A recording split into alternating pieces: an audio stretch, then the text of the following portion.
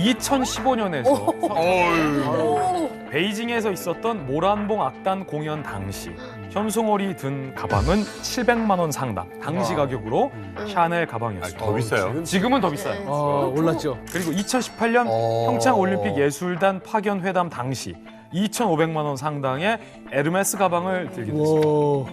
그런데 최근에 현송월이 든 가방 사진 한번 볼까요? 얼마일까요, 윤아 씨? 이 가방 얼마짜리일까요? 우리가 한번 들으면 다 알만한 인물들이 엮인 그런 스캔들이에요. 그리고 이 스캔들이 김정은 귀에까지 들어갔고 북한 주민들도 아름아름 그 소식을 들었다고 합니다. 이 자리에 그 특종을 전 세계에 공개하신 분이 나와 계십니다. 바로 고영 박사님입니다. 고영 박사님입니다. 고영한 거, 명한 거.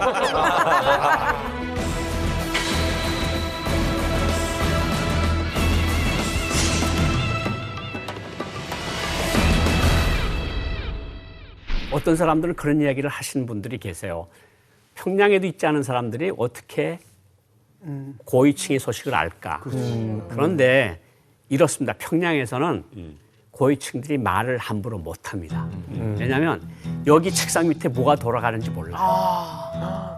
그리고 그게 높은 층으로 올라갈수록 그게 도청 강도가 심해지거든요. 근데 높은 간부들이 해외하고 연결이 되잖아요. 임플란팅을 하러 나오든가 뭐 뭔가 치료받으러 나오고 불면증 치료받으러 나오면 외국에는 우선 도청기도 없고 또 저녁에 위스키에다 소고기 불고기 딱 하나 먹으면 기분도 좋아지고 그러면 이제 핵심의 이야기, 북한에서 못했던 근질근질했던 이야기들이 나오는 거죠. 여기에 이제 하나를 좀 더 첨부를 하게 된 북한의 또 특수한 충성 자금이라는 게 있어요.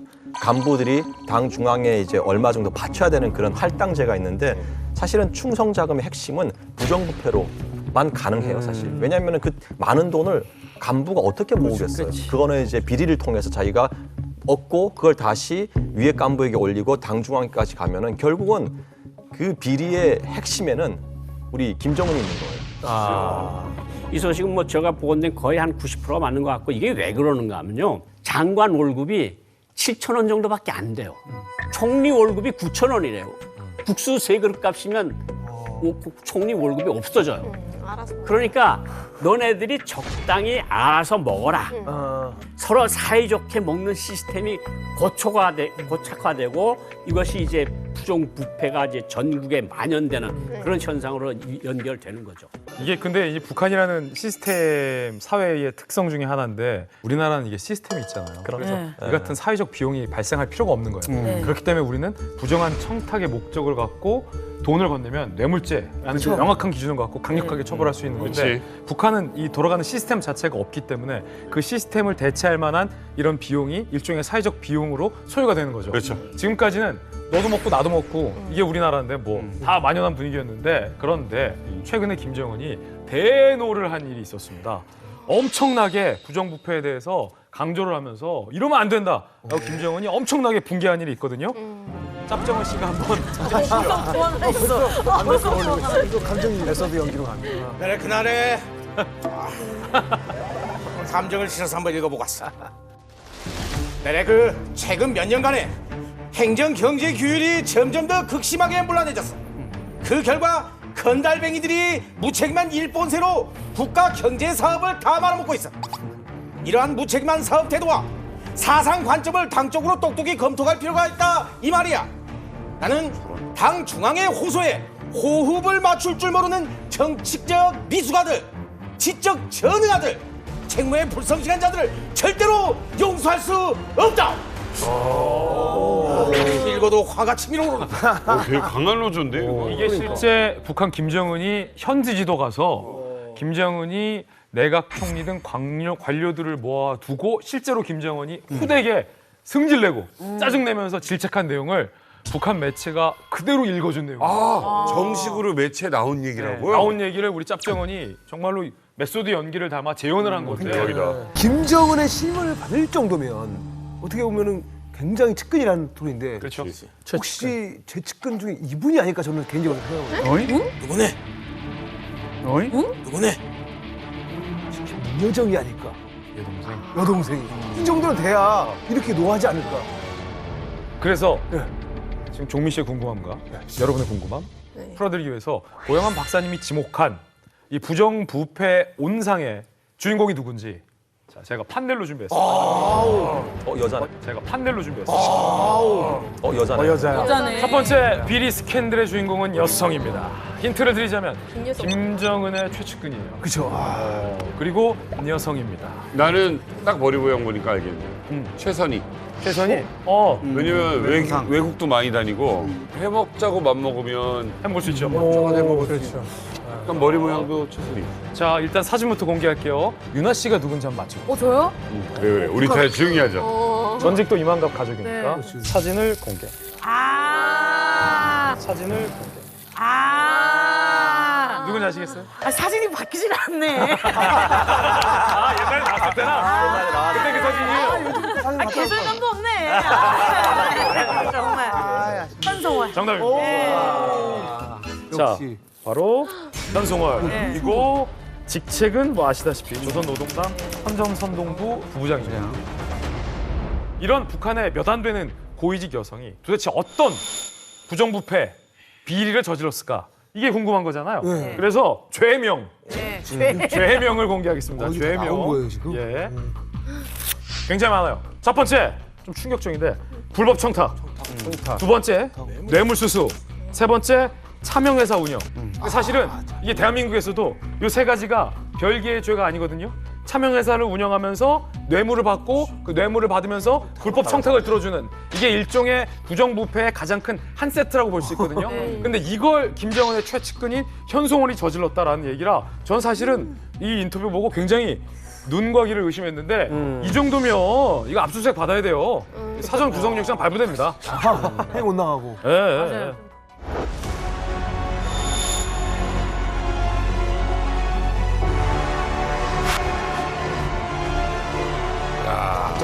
저 뒤에 군인들보다 앞에 있었어. 경호원들보다 항상 저렇게.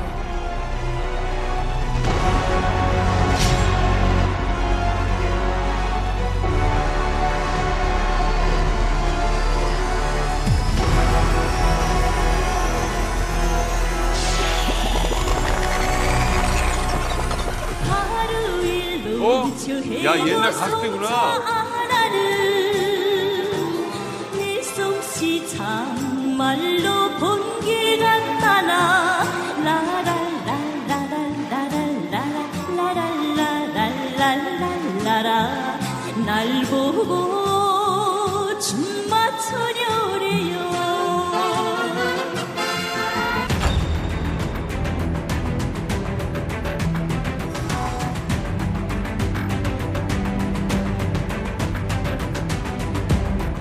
온수님께서 제일로 사랑하시는 우리 군대와 인민을 위하여 예술 창작 창조의 불길을 더욱 세차게 지펴 올리겠습니다. 위대한 김정은 시대를 주체 문화예술의 일대 전성기로 빛내기 위하여 힘차게 진군 떠 진군해 나아갑시다. 군복을 입고 있네요. 군복 입고 있다는 거는 군사 칭호까지 받았다는 거죠.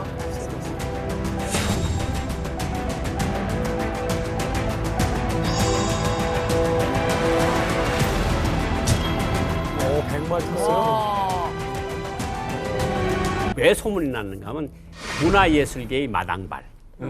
그러니까 친구가 후배가 있는데 무슨 사건에 말려들었어요. 그래서 검열이 규율조사부에서 검열이 붙었는데 이거 좀 해결해 주십시오 언니. 그래? 알았어. 전화 걸어줘요. 아이 뭐 충실한 동무인데 뭐 약간 실수를 범한 것 같은데 용서해 주시죠 뭐. 누군데? 현정월인데. 아 예 알겠습니다. 깔아 뭉개면 그래서 이제 돈이 오는 거죠. 돈이 오는데 북한에서 통용되는 돈이 최근에 통용되는 돈이 3,000불까지는 그건 뭐 사회가 돌아가는 데 필요한 윤활유. 근데 이게 3만 달러가 넘어간다. 이건 뇌물이 되는 건데 그것도 그 사람이 가지고 있는 직책에 따라서 그것이 올라갔다 내려갔다 할 수 있는 거죠.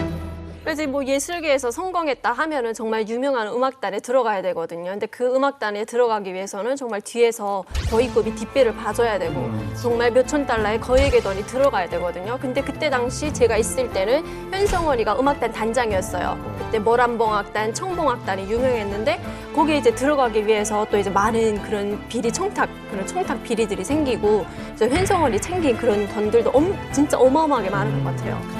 아니 근데 네. 악단이면 네. 악기를 잘 다룬다거나 노래를 잘한다거나 이런 다재다능한 끼가 있어야지 들어갈 수 있는 게 맞는 거잖아요. 그렇지. 네, 근데 뇌물로 들어가요? 이제 유나 씨도 근데 이제 뇌물과 뒷배가 진짜 봐주는 사람이 있다고 하면 지금 모란봉악단 갈 수 있는 거예요. 되더라고요. 저도 이제 11살 때 진짜 그 음악 학원에 들어가려고 그 시험을 봤어요.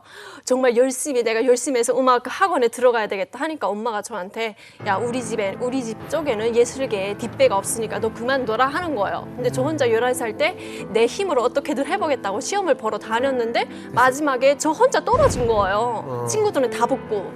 그래서 그 다음에 뒤에서 알아보니까 다 다른 친구들은 뒷배가 있고 또 $200 이상은 다 줬다고 하는 거예요. 네, 적어서 $200 이상. 200달러 안 주셨구나. 네, 그러니까 제 순위가 없어서 저는 떨어졌어요. 근데 이게 이제 우리는 지금 100불 한 배짜 우리 돈으로 뭐 한 10만 원. 13만 원 뭐 이 정도니까 뭐 200불 해도 이게 감이 안 오는데 북한에서는 지금 단순 계산으로 하면 월급을 보통 이제 3,000원 받는 사람도 있고 5,000원 받고 있는 사람도 있는데 5,000원 받는 사람 기준으로 해서 100불이면은 무려 14년을 모아야 100불을 모을 수 있어요. 14년을 모아야 100불을 모을 수 있어요. 그러니까 이게 말이 안 되는 금액이에요. 중요한 거는 뭐냐면 일반 주민들은 그냥 월급이나 받아가지고 사는 주민들은 맨날 근근히 먹고 사는 그 단계에 있을 수밖에 없고 이 뇌물을 적어도 거론할 수 있으려면 달러를 만질 수 있는 달러 수입을 만질 수 있는 달러로만 통일이 되니까. 그것도 자기도 돈을 버는 게 아니라 자기도 그 뇌물 비리 구조에 같이 들어가서 받아서 그거를 위해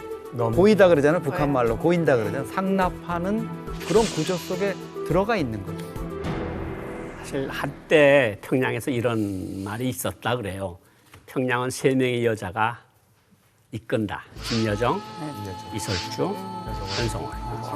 맞네요. 그래서 평양은 여인천하다. 심지어 그 아까 지금 말 타는 거 우리가 보았잖아요. 거의 백두혈통급이라는 소리예요. 예. 김정은의 눈에 비친 거는. 이건 진짜 엄청난 것 같아요. 엄청난 진짜 파워를 가지고 있는 녀석이다. 그러니까 위에서 검열 같은 거 막는다는 거 그거는 목을 내놓지 않고는 힘들거든요. 왜냐하면 김정은이 지시에 의해서 검열을 하는데 검열하지 마. 이러면 북한에서는 말하자면 검찰총장 보고 하지 마. 하지 마. 큰일 난다. 이러면 예 알겠습니다. 그런다고. 우리가 이제 그 내막을 모르기 때문에 결국 영상이나 이런 걸 통해서 이제 보는 거잖아요. 그렇죠. 이렇게. 그런 면에서 보면 지금 현송월을 능가할 사람이 없다. 2021년 4월에 김일성 생일 맞아가지고 이제 김일성 시신을 참배하러 일행이 갔는데 현송월이 나란히 그 패밀리들하고 나란히 지금 가고 있는 모습이 나오고 왜 있냐고 여기. 그래서 결국은 김여정이가 최고 실세였기 때문에 한동안 북한 노동당 간부들 사이에서 모든 길은 여정 동지로 통한다. 뭐 뇌물을 하든 인사청탁을 하든 거기로 해야 된다 이랬는데 이설주와 함께 이제 현송월이가 거기에 또 하나 이제 낀 거예요. 그래서 현송월 가지고 이제 최근 나오는 정보에 보면은 달밤의 솔밭길 뭐 이런 얘기가 있어요. 뭐예요? 이게 현송월을 의미하는 음어라는 거예요. 송월. 이렇게 해가지고 뭐 고위 간부들 사이에 은어로 이제 야 달밤의 솔밭길을 거쳐야 되는 거야. 뭐 이렇게 그만큼 현송월의 그 지위가 지금 높아지고 있다. 근데 유나 씨, 그 예전에 왔을 네. 때 그 나와서 듣던 현송월하고 지금 현송월 들어보니 어때요? 아예 다른 사람인 것 같아요. 네, 그때는 정말 뭐 악단의 느낌이고 더 이런 느낌이었는데 지금은 지금 약간 정치적으로 완전 다른 사람인 것 같아요. 네. 차명회사 운영. 이거는 상상도 못했던 의심 사항이네요. 그러니까 북한에서도 겸직이 안 돼요. 특히 당중앙위원회 간부들은 사실 지방당 간부들보다 더 신경을 많이 써요. 그런데 이건 가능하거든. 자기 자금으로 회사를 만들어요. 그리고 바지 사장을 올려놓는 거예요. 그러니까 이건 내 회사하고는 전혀 상관이 없어요. 이 사람은 자기 이 회사를 가지고 운영을 해서 나오는 이윤을 현성월한테 갖다 바치는 거죠. 그러니까 이게 현성월뿐만 아니라 북한 당의 군의 높은 사람들이 항상 자기 먼 친척이거나 자기 아주 친한 친구의 아들이거나 이거를 바지 사장으로 내세우고 자금은 돈 들어온 거로 여기다 맞춰줘요. 네. 초기 자본은 푹 퍼서 나오는 이유는 내가 다 가지는 거죠. 거기서 단물은 빨아먹고 있으면서 결국은 책임은 내가 마음에 안 들고 돈을 제대로 안 바치면 대체 몰라. 자, 검열 좀 해봐. 그럼 날아가는 거거든. 그러니까 얘는 또 나한테 굉장히 충성을 다할 수밖에 없고 이런 시스템이 지금 차명 시스템으로 돌아가는 게 이제 북한 당정군 핵심에서 일어나고 있는 일이다. 근데 원래는 안 되는 거죠? 절대로 안 되는 거예요. 말씀하신 그 관련한 부분을 좀 말씀드리는데 네네. 이제 북한에서 가장 요즘 핫하게 이제 돈벌이가 되는 사업 중에 하나가 이 택시 사업이에요. 그래요? 이권에 택시요? 개입하는.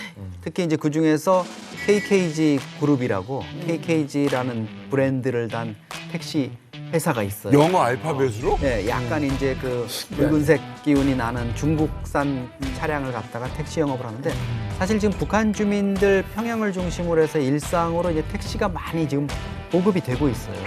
한 2,500대 정도 된다 그러니까 적지 않은 숫자인데 뭐 광복거리 상업 중심, 옛날에 광복거리 백화점이나 이런 데 앞에도 택시들이 이제 줄지어 서 있는 게 보이고 그리고 이제 지방의 접경 도시에도 우리가 보면 택시가 많이 운영되고 있고 이런데 이 택시들이 달러를 주로 받아서 이제 이렇게 운영을 하고 이렇게 되는데 보니까 한 달에 한 대당 한 500달러 정도씩 이제 기관에다가 상납을 하게 이렇게 돼 있으니까 이 자체가 지금 택시를 여러 대 이제 운영을 하게 되면은 상당한 거기서 이제 달러 수입이 나올 수 있고 그 이권을 지금 현성월이가 좀 차명으로 이거를 가지고 있는 것 아니냐 이런 의혹들이 북한 내부에서 벌어지고 있답니다. 지금 제기되고 있다. 아니 한 달에 500달러를 낸다라고 하면 그 이상을 번다는 거잖아요. 그렇죠. 훨씬 더 번다니까. 아니 9,000원을 버는데 네. 그래서 북한에서 이제 택시 기사라고 하면 진짜 인기가 많은 직업이거든요.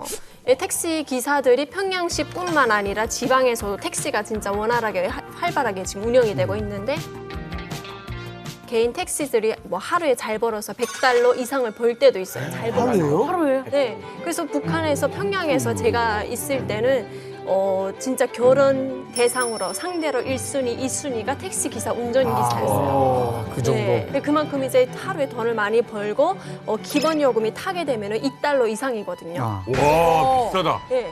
어마어마하게 비싸다. 2달러예요. 그럼 제가 뭐 100m 가도 2달러를 내야 되고 당연히 뭐 북한 돈을 지불하기도 하는데 다 그냥 달러로 지급을 하는 그런 추세였고 택시 타는 사람들도 많이 늘어났었어요. 와, 총리보다. 북한 돈으로 500달러면 한 430만 원 돈이 되는 거예요. 430만 원이면 한 개 기업소, 중간 기업소 한 달 전체 근로자 월급 액수하고 같아요. 그러니까 엄청난 돈이고 이걸 우리하고 계산을 하면 5, 60만 원? 아이고 택시기사가 한 달에 5, 60만 원을 뭐해? 근데 북한 돈으로 하면 400만 원이 넘는다. 와, 총리 월급이 9,000원인데 400만 원이라는 걸 생각을 해봐요. 좀 궁금한 게 있는데 아니 택시 그러면 북한 택시도 할증이 좀 붙나요? 네, 할증이 있어요. 그러니까 밤 11시부터 새벽 5시까지는 할증이 붙어요. 2배로 붙어요. 근데 사람들이 이제 급하거나 대중교통이 잘 되어 있다고 해도 11시부터는 대중교통이 다 끊겨요. 평양시가. 그리고 다 가로등도 다 전봇대 그것도 다 끄거든요. 그때부터 할증이 붙어요. 2배 이상으로. 2배 이상. 네. 가로등은 그럴 때 키라고 있는 건데 그렇죠. 같이 안 꺼. 그리고 1호도로가 있어요. 전봇대는 1호도로만 그 불이 다 와 있고 1호도로가 아니 2호도로 이런 데는 다 불이 정전되어 있어요. 불이 다 꺼 있어요. 11시부터는. 그러니까 아무튼 택시는 탈 사람은 다 타네요. 그렇죠. 사실 택시는 그렇게 타는 그 교통 수단이잖아요. 근데 운전기사들이 돈을 이렇게 잘 번다는 건 네. 결국 택시 회사들은 돈을 더 잘 번다. 더 잘 번다라는 게 될 거고 그렇다면 택시가 돈이 된다는 걸 알면 북한에서도 수많은 권력층들이 택시 회사를 쳐다보고 있을 텐데 그런데 아무리 문고리 권력의 핵심이라지만 현성월이 바지 사장을 두면서까지 택시 회사를 운영할 수 있다? 이게 현실적으로 가능한 겁니까? 가능하지 않은 일이죠. 그런데 북한 내부에서 야 현성월이가 저거 위원장 곁에 가서 온갖 문화 사업을 다 독차지하더니 이제는 그 택시 회사도 그것까지 자기가 바지 스타양 내재어서 다 해먹어 라는 얘기가 고위급들을 통해서 불만 사안처럼 터져 나온다는 거죠. 네. 그러면 어떻게 현송월이 택시 회사를 먹을 수 있었냐? 직접적인 문고리가 아니라 그 집 주인장의 입김이 있었다는 거잖아요. 근데 여기서 흥미로운 대목은 그걸 리설주가 뒤를 봐줬다는 얘기가 나옵니다. 원래 북한에서 돈이 모이는 사업은 누가 다 관장했습니까? 장성택. 그렇죠. 그런데 이 택시 회사 사업도 장성택이 관할하던 사업 중에 하나였대요. 장성택이 총살되고 나서 장성택의 조카인 최웅철, 정확하게 말하면 이제 조카 사위인데 최웅철이 장성택을 대신해서 이 택시 운영권을 쥐고 있었는데 이 최웅철 조카 사위까지 숙청이 됐어요. 그래서 이게 어디로 넘어갔냐? 리설준의 집안으로 이 택시 회사 운영권이 넘어갔다고 합니다. 이걸 두고 북한 일각에서는 김정은이 처갓집 챙겨줬다 이런 분석도 나오고 있었어요. 그렇지. 그래서 어쨌든 처가 쪽, 리설주 쪽에게 이 택시 사업 운영권을 챙겨줬는데 이 택시 운영권을 리설주가 나서서 현송월에게 넘겨줬다. 이런 분석이 지금 나오고 있거든요.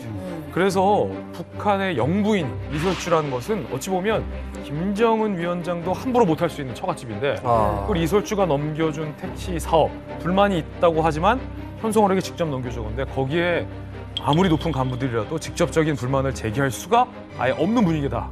제가 재밌는 사진 하나를 봤어요. 가방 사진을 좀 한번 보면 2015년에서 베이징에서 있었던 모란봉 악단 공연 당시 현송월이 든 가방은 700만 원 상당 당시 가격으로 샤넬 가방이었어요. 더 비싸요. 지금은 더 비싸요. 올랐죠. 그리고 2018년 평창올림픽 예술단 파견 회담 당시 2,500만 원 상당의 에르메스 가방을 들게 됐어요.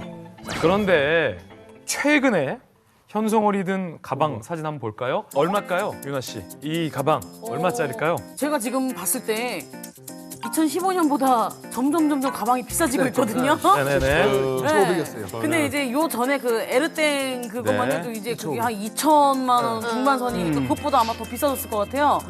한 3천 중반 아닐까요? 3천 받고 또 더 금액, 네? 더 큰 금액 들으신 분 3천 계십니까? 받고? 이번 방로 때는 저렴한 중국산 제품의 가방을 든 걸로 확인됐습니다. 이거를 갑자기 왜? 비싸 보이긴 하는데. 이거를 여러 가지 해석하는 프레임이 있는데 우리가 지금까지 얘기해온 연장선을 생각해보면 지금까지 현송월에 대해서 이런 비리도 있고 저런 비리도 있고 불만, 볼멘 소리가 북한 안팎에서 막 제기되고 있고 까딱하면 날아갈 수도 있다는 걸 현송월이 알겠어요, 모르겠어요? 알죠. 그걸 느껴서 현송월이 어쩌면 이번 러시아 때는 제 수령님 그래도 제가 검소하게 이제는 과소비 안 하고 저렴한 가방 들고 다니고 낮은 자세를 취했다라고 해석할 여지가 있는 거죠. 남조선 동무들은 이 김정은을 아주 그냥 물러보는 방식이래. 사실 송월 누이를 내 아주 엄청난 처벌을 내렸습니다. 그래, 정민 동무. 예? 내가 어떤 처벌을 내렸을 것 같습니까? 처벌 안 한 거 많이 안 한 거 같은데? 했습니다. 어떻게 했습니까? 그 처벌법이 뭐냐? 바로 명품 가방 착용 금지 3개월. 명품 가방 착용 금지 3개월. 3개월? 이거는 여자들이 도저히 안 그렇습니까? 어떻습니까? 아니 뭐 글쎄 없으면 없는 대로 살 것 같은데 있는데 3개월 들지 말라면 엄청 혹독하죠 이미 여자들한테는. 즐겨본 사람인데 차지하는 게 얼마나 그치 힘들겠어. 힘들죠. 혹독하죠. 거독하고 진짜. 그렇지. 없으면 미치는 거예요, 이게. 이해세 못 들어. 그래서 이번 러시아 방문 때 자세히 보시면 그 여정이는 명품을 맸습니다. 그래. 근데 송월 누이는 명품을 들지 못했던 이유가 이거지.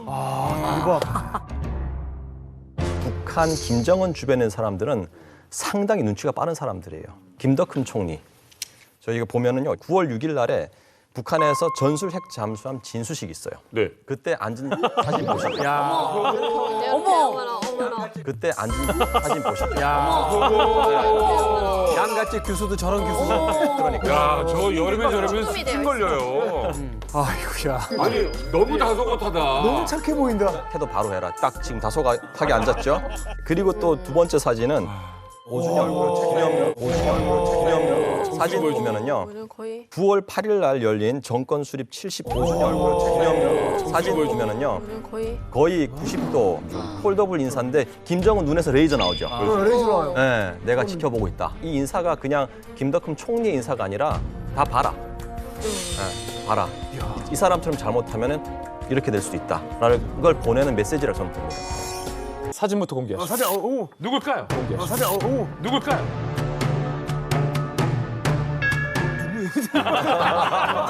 이게 누구예요? 자, 이름과 지책을 들으시면 바로 아실 겁니다. 리선권 조선노동당 통일전선 부장.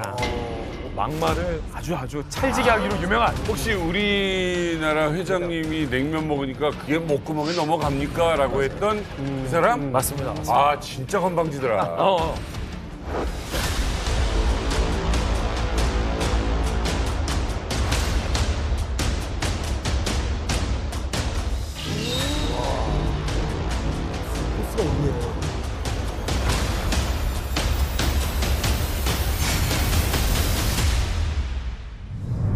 평양 정상회담 당시 리선곤 북한 위원장이 우리 대기업 총수들에게 지금 냉면이 넘어가냐고 면박을 준 사실이 비롯됐습니다.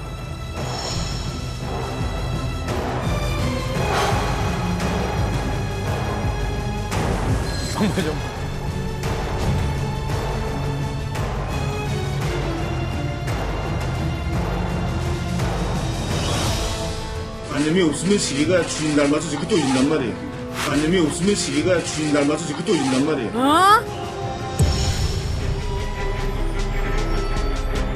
내가 그렇게 질문하고 앞으로 이런 질문은 무례한 질문으로 우리가 치부할 수 있습니다. 무례를 당신이 얘기한다고요. 기세가 와.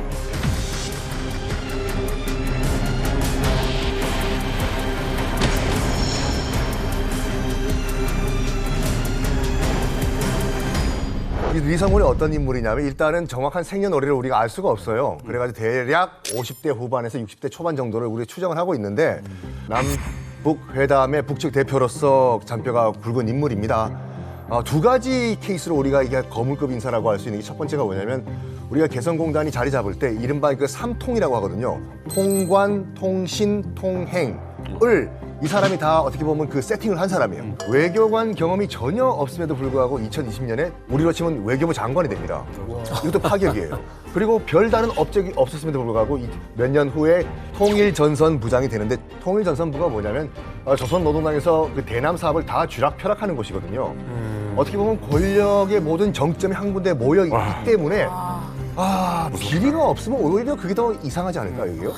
뭐 리선권 같은 경우에는 뭐 우리한테 막말, 말폭탄으로 너무 잘 알려진 인물인데 사실은 이게 외교적으로 굉장히 큰 신뢰가 될 수 있거든요. 그럼에도 불구하고 이렇게 막말을 한다는 것은 사실 김정일 위원장이 어느 정도 용인해줬기 때문에 가능한 것 같고 남측의 기선 제압을 위해서 세게 나가라 이런 주문이 이제 실려 있는 것 같습니다. 저희 이건 비하인드 스토리인데 북한에서 이제 저희가 취재를 하러 이 대한민국 기자단이 올라가잖아요. 그럼 이 대한민국 기자단에게 북한 강요 중에서 가장 오만방자하게 대하기로 1등이 리선권이에요. 그 말인즉슨 본인이 북한 내부에서 굉장히 권력이 높다는 거예요. 본인의 직책보다도. 또한 문고리 중에 한 명으로서 최고 지도자의 신임을 받고 있다는 이 자신감을 숨기지 않는 인물로도 유명합니다. 옛날 차지철 같은 캐릭터네. 그렇죠. 생긴 것도 비슷하죠. 근데 되게 그런 캐릭터들이 말로가 좋지 않아요. 말로가 좋지 않은데. 그럼 리선권이 받고 있는 혐의는 뭘까? 뭐야? 혐의. 네. 혐의도 공개하겠습니다. 어마어마합니다. 취업 비리, 입시 비리, 병역 비리, 사진집 배정 비리, 입당 비리. 잠깐만요. 이거 혐의가 이거 두 개만으로도 우리나라에서는 징역 2년이 나와요.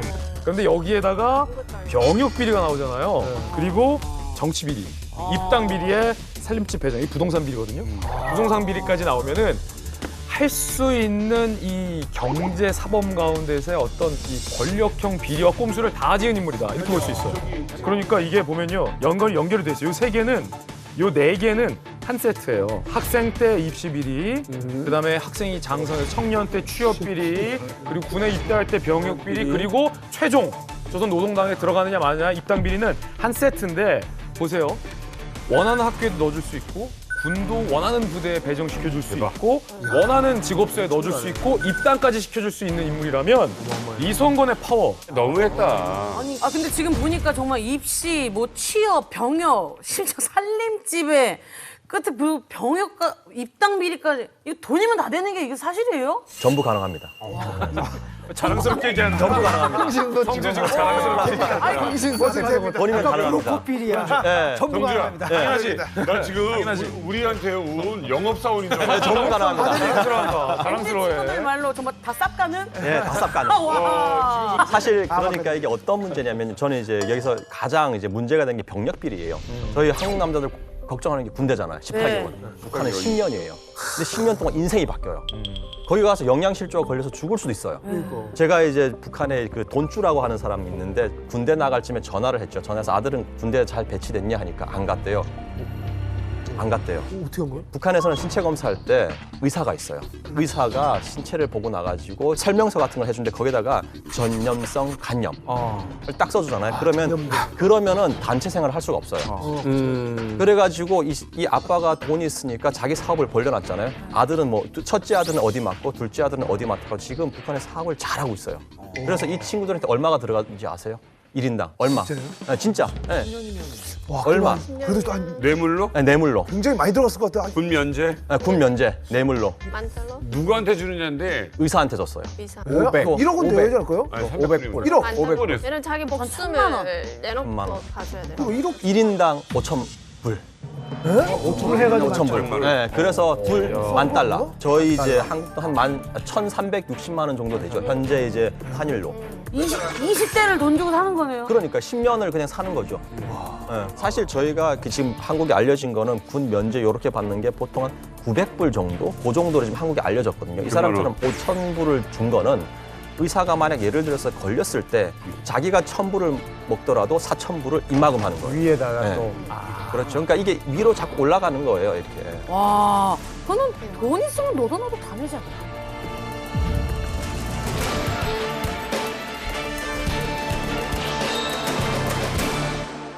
좋은 살림집을 배정받겠다라고 하는 거는 북한에서도 이제 우리나라의 어떤 역세권이다 무슨 뭐 학세권이라고 해서 이제 공원 근처에 있느냐 뭐 여러 가지 어떤 상황에 따라서 이제 무슨 세권으로 분류되면서 이제 달라지는데 북한에도 그런 게 존재합니까 그러면? 평양 같은 경우에는 이제 뭐 역세권이 어느 정도 작용을 하는데 지방 같은 경우에는 딱 찐부자와 증산층 딱 두 개로 나누는데 찐부자는 어디 가는 줄 아세요? 어디요? 보위부나 안전부 간부들이 있는 곳으로 가요. 그 근처로 이렇게. 파워피플들이 있는 왜냐하면 그 사람들하고 친구가 되는 거예요. 그럼 찐부자는 자기 부를 지킬 수가 있고 그들만 리그로 들어가는 거죠. 그리고 중류층 같은 경우에는 주로 시장 근처로 가요. 한국 같은 경우에는 옷가게 가게 되면은 입어보고 이 옷 주십시오 하면은 창고에서 꺼내 주잖아요. 북한 같은 경우에는 그런 게 좀 안 돼 있어요. 그러다 보니까 옷을 벌크로 해가지고 장마당 근처에 있는 집에다 그걸 보관을 해놔요. 그래서 이 옷이 마음에 듭니다. 그러면 피팅 해보시겠어요? 그럼 피팅룸을 그 집으로 가는 거예요. 가가지고 입는 거죠. 그러다 보니까 장마당권이라 해가지고 장마당 주변에 집이 있으면 그 집은 비싸고요. 그리고 그 집에 그 근처에 사는 사람들 대부분 장사해서 돈을 좀 만지는 사람들이 살고 있는 거죠. 창고로 쓸 수도 있으니까. 그럼요. 네.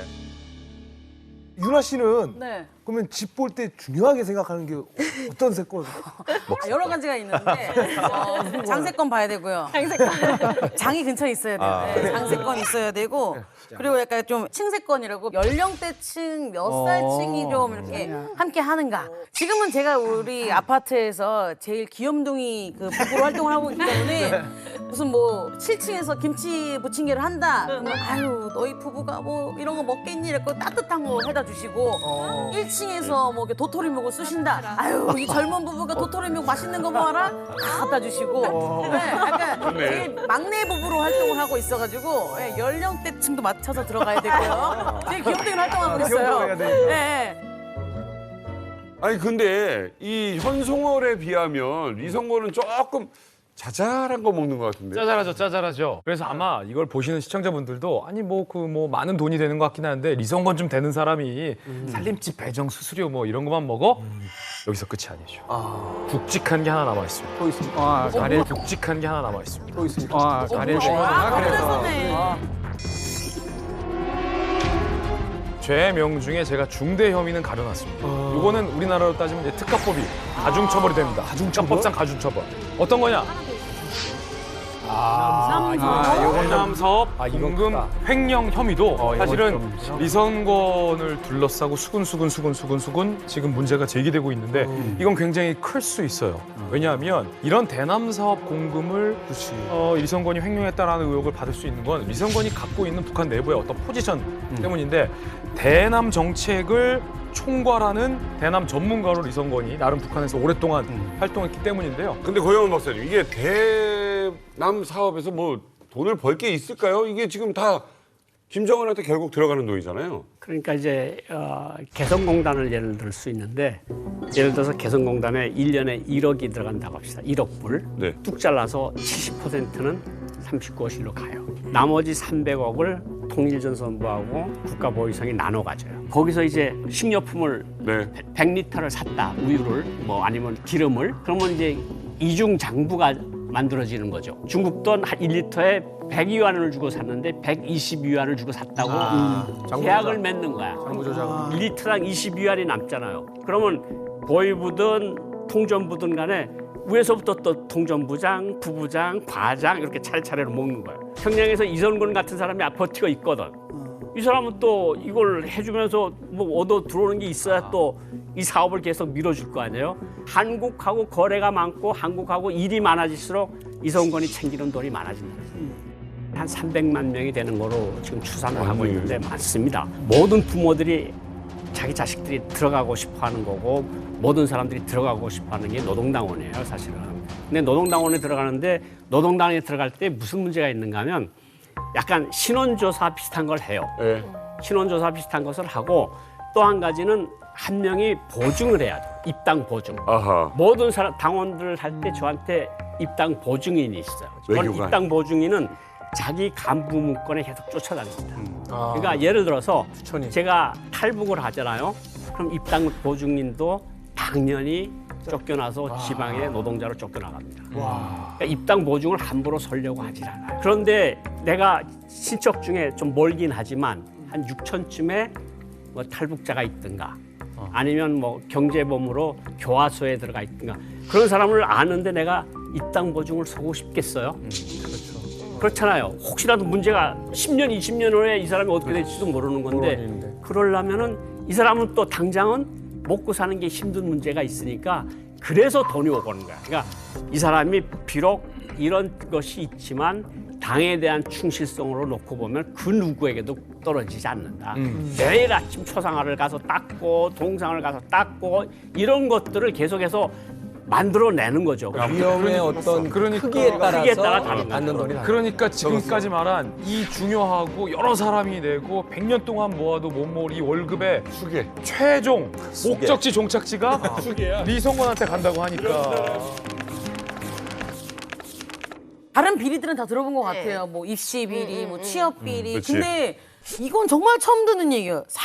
살림집 배정 비리? 살림집을 배정해주는 비리라는 게 이게 뭐냐면 사실 북한에서는 집을 이제 주민들에게 나라에서 준다 이렇게 되어 있거든요. 그죠. 리선권처럼 권력 있는 사람들이 뒤에서 뇌물을 받고 이렇게 주민 뭐 입주권을 주는 거예요. 입주권을 주고 또 김정은이 또한 이렇게 자기가 마음에 드는 사람에게 살림집을 나눠주기도 하고 예를 들어서 그 리춘이 아나운서 그 아나운서가 1호 아나운서이거든요. 근데 그 아나운서에게 뭐 최근에도 그 TV에서 나온 것처럼 살림집을 배정해 주기도 했어요. 김정은 동지께서는 리춘희 방송원의 집을 찾으시어 가족방을 비롯한 살림방들을 일일이 돌아보시면서 가족들의 소감을 친오보이 심정으로 정깊게 나머지 일반 주민들은 순위가 안 오는 거예요. 그냥 마냥 기다릴 수가 없는 거예요. 기초 투자금이라는 거를 내는 거예요. 집이 아파트가 서지도 않았는데 거기에 그 기초금을 미리 덜을 내야 내 순위가 그래도 차려. 딱지가 그거죠. 우리나라 딱지. 그걸로 배정이 되는 것도 아니고 그냥 순위만 조금 올라가게. 순위가 올라가는 거예요. 이게 부동산 비리를 저지를 수 있으려면 웬만한 핵심 권력에 가깝지 않으면 부동산 비리를 저지를 수 없어요. 왜냐면 첫 번째 개발 정보를 알아야 돼요. 근데 이 개발 정보를 알려주고 알 수 있고 이거를 돈을 뒤로 받는다라는 건 정말 소수의 몇 명만 할 수 있기 때문에 그거를 누가? 리선권이 이 부동산 개발 비리의 뇌물도 받는다 이거죠. 오늘 김진 기자의 어떤 어조를 보면은 이 기회에 오늘 리선권 완전히 날리겠다는